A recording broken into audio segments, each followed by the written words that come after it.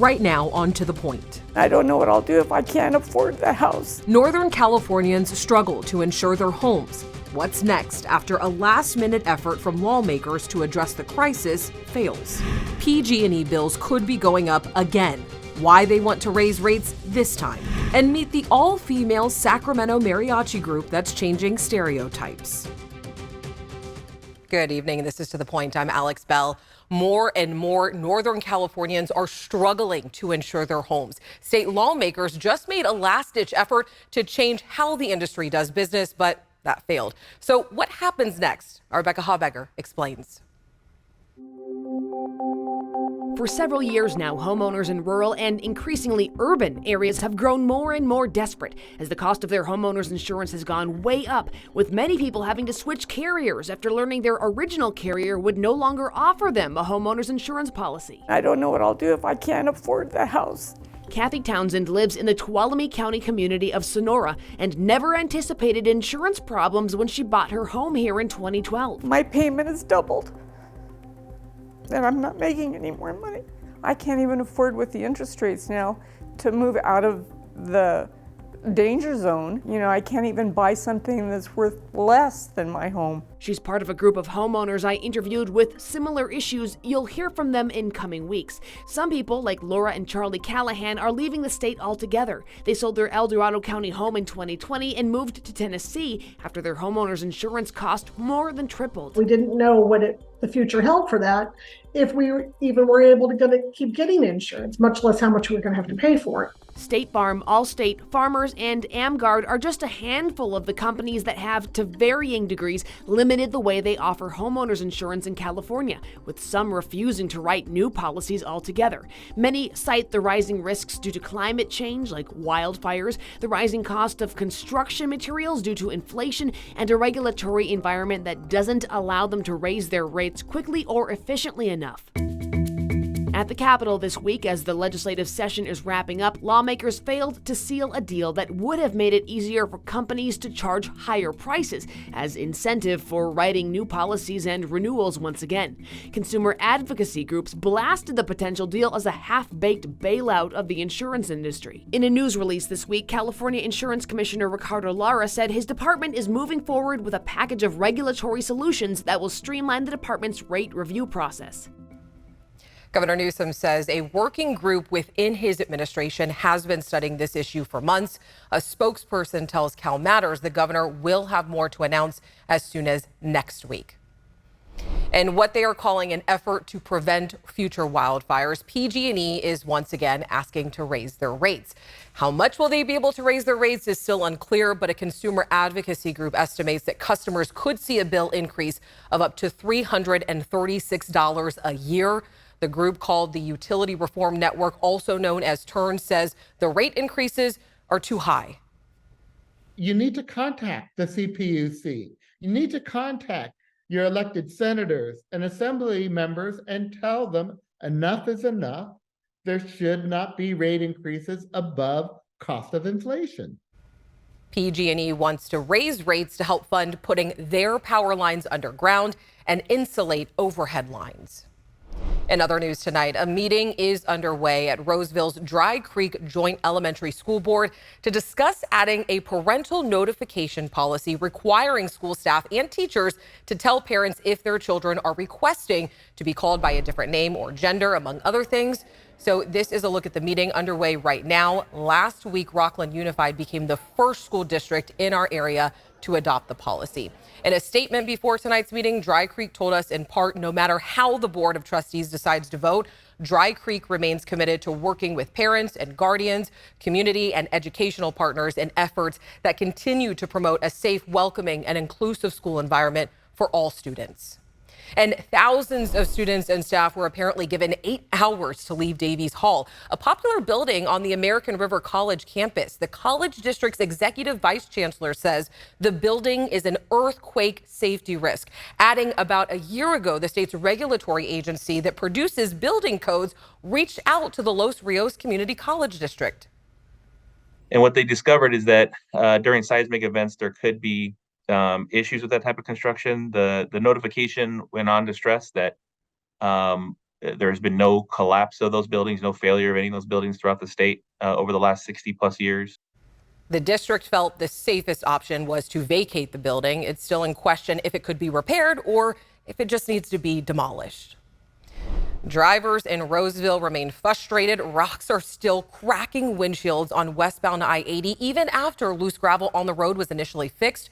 Caltrans says that loose gravel is still possible as road work continues near Rockland Road and between Douglas Boulevard and Riverside Avenue. And you may recognize this spot right here. Year after year, big rigs get stuck under this bridge on Highway 70 in Marysville. Caltrans says they are now adding more clearance, raising the bridge from about 13 feet to more than 17 feet. Construction is expected to start in 2025.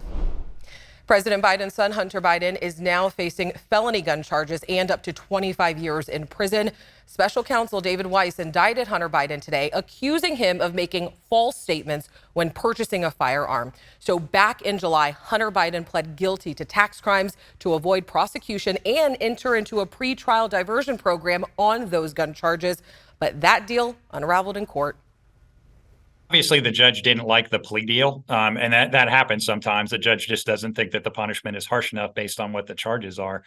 Looking at the new indictment, though, they look like ticky-tack charges. They're not something that the federal government typically brings.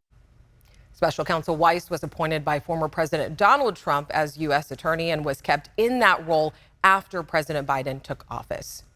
Coming up onto the point, the who's who of Silicon Valley want to build a new city, and the governor is now getting involved. We're just 8 days until that fall equinox, but will we actually be feeling cooler? And meet the all-female Sacramento mariachi group that's changing stereotypes. In Mexico, we have this culture of is the male who brings the serenades to the ladies, is the man who is the provider. But times have changed.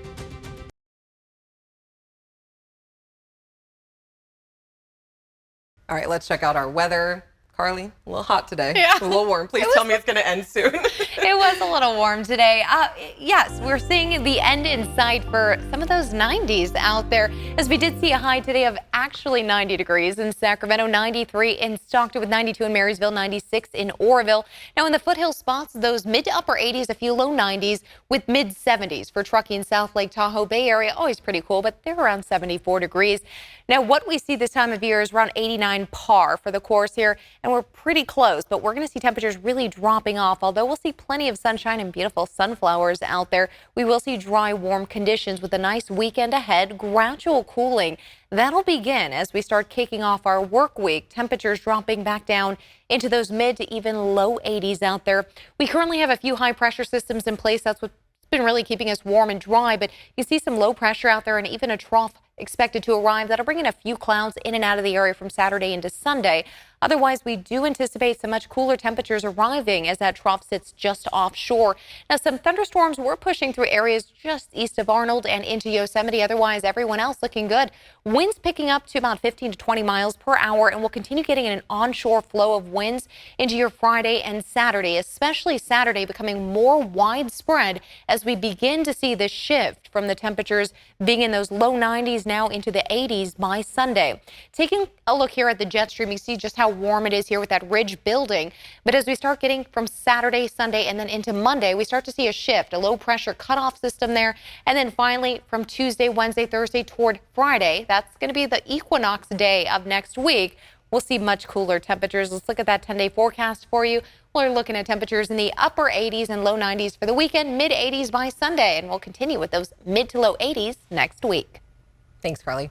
Next, onto the point. Efforts to build a new city. Governor Newsom is now getting involved, plus the new version of a proposed state rule that was once promoted as targeting shoplifting.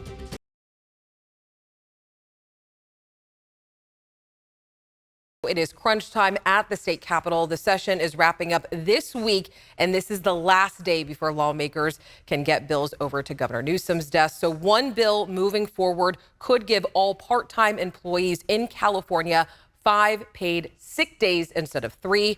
Those for the bill say that this is needed following what happened during COVID. Opponents say some businesses just can't afford to provide more paid time off. The legislature has also approved a bill that classifies child sex trafficking as a serious felony. This bill first divided Democrats. Some were concerned harsher penalties would trap trafficking survivors in the justice system before changing their minds and supporting the bill.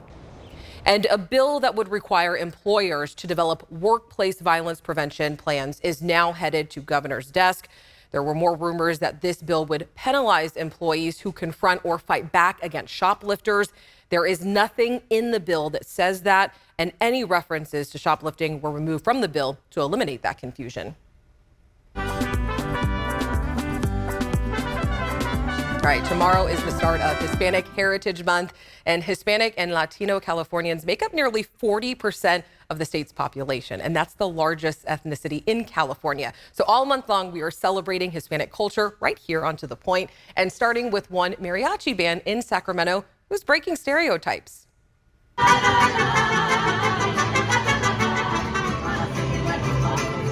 All right, the all-female group just performed at the River Cats game. They are giving more women the opportunity to sing and play music. So our John Bartel is sharing their story tonight.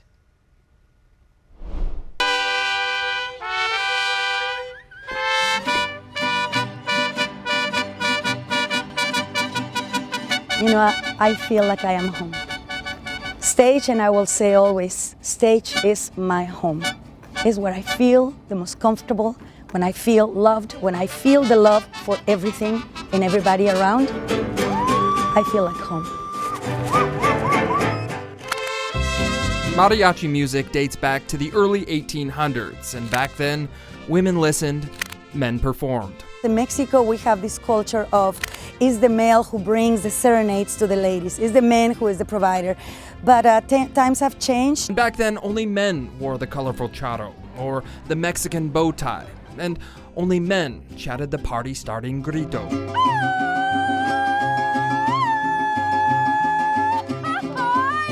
This is Mariachi Bonitas, Sacramento's all-female mariachi band, founded by singer-songwriter Donora Klingler. My field started being in pop and rock and roll and all that stuff. When I was around 14 is when I started. Donora's life is devoted to music. She can sing in 5 languages, and she can perform in just about every musical genre, from the flamenco to jazz and funk to cumbia. But it wasn't until she left her home in Mexico City that the sounds of the guitarrón, the violin, and the trumpet led her down a path of female mariachi. I formed an all-female mariachi band in 1997 in Los Angeles, California, called Las Alondras. As you can imagine, gaining respect in a centuries-old male-dominated music genre wasn't easy, especially when she tried to incorporate herself in other male bands. Went to try to put myself into a mariachi band, and the mariachi owner told me, I don't hire women. As a musician, Donora would form or join many bands and move across the country over the years. That experience taught her that to make it in mariachi, she had to be both an entertainer and a businesswoman. So in 2014, she started the Mariachi Festival in Sacramento. This year is 9 years. I've been producing this show, and I bring mariachis from all over the place, over the world, but I didn't have my own. I just produce it, I sing with them, but then, the pandemic came.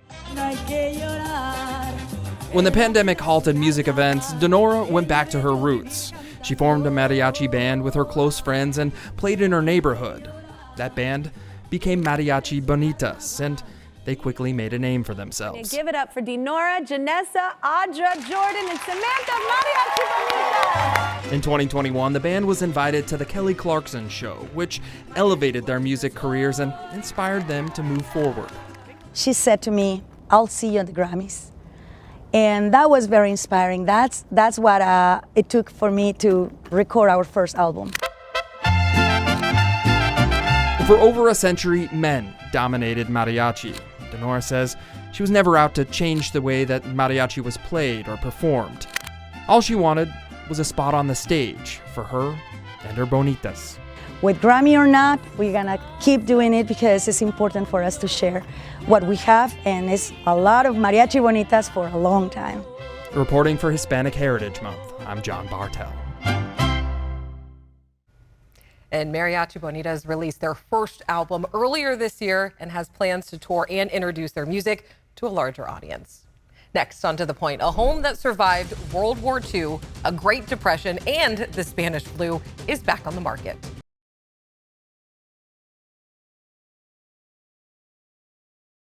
Welcome back. History is all around us here in Sacramento, and there's one home in Midtown that has seen a lot of it. So this home, designed by California's first state architect, sits on the former site of California's former state fairgrounds and racetrack, and it's now back on the market, and it holds decades of memories dating back to the early 1900s. It's a really well-known and special property. When this neighborhood was developed in the early 1900s, this was a very prestigious and glorious place that people wanted to live. Before the house was built, this used to be where the state fair was housed, and there was also a racetrack. The last state fair was hosted here in about 1904.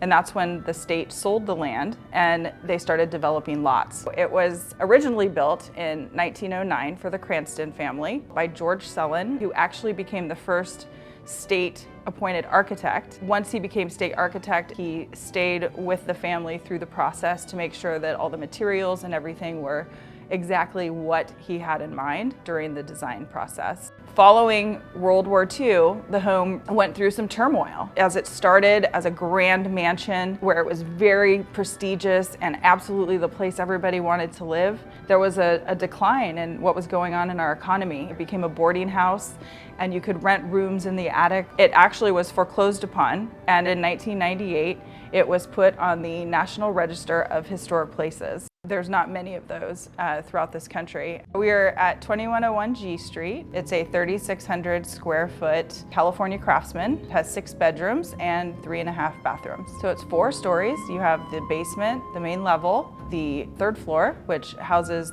4 bedrooms. And then you have the attic upstairs, which has 2 bedrooms and a full bathroom. The property is 2 parcels, so it sits on 2 lots. Almost all the original details that you see today were here.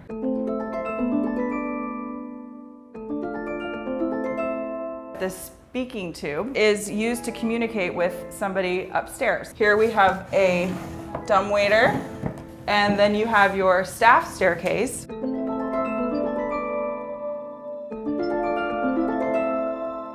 One of the most interesting parts of this home is what we call the sleeping porch, and it's the only addition to the original home. It was added in response to the Spanish flu, the pandemic of 1918. The way that it was constructed is that the windows would come from the top down so that you could sleep with fresh air. And it was said that if everyone slept out there, that would be the key to staying healthy. And the home is located at G and 21st Streets, and it could be yours for the low cost of $2.15 million for a quarter-acre lot in Midtown Sacramento. All right, thank you so much for joining us. Don't forget, if you missed the show or any stories, you can always stream us on the ABC 10 app for free on Apple TV or Roku. Thanks for joining us. I'll see you tomorrow.